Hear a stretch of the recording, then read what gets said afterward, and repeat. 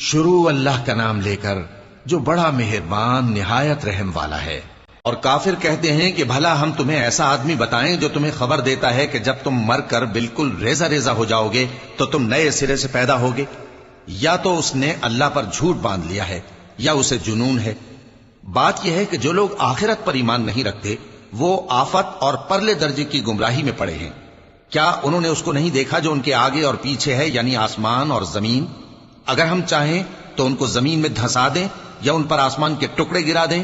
اس میں ہر بندے کے لیے جو رجوع کرنے والا ہے ایک نشانی ہے۔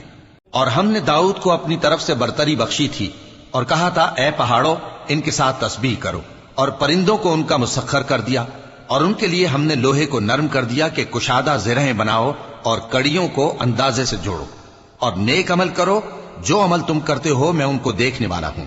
اور ہوا کو ہم نے سلیمان کے تابع کر دیا تھا، اس کی صبح کی منزل 1 مہینے کی راہ ہوتی اور شام کی منزل بھی مہینے بھر کی ہوتی۔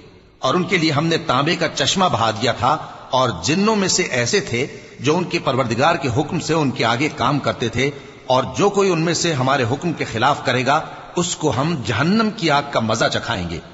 وہ جو چاہتے یہ ان کے لیے بناتے، یعنی قلعے اور تصویریں اور بڑے بڑے لگن جیسے تالاب اور دیگیں جو ایک ہی جگہ رکھی رہیں۔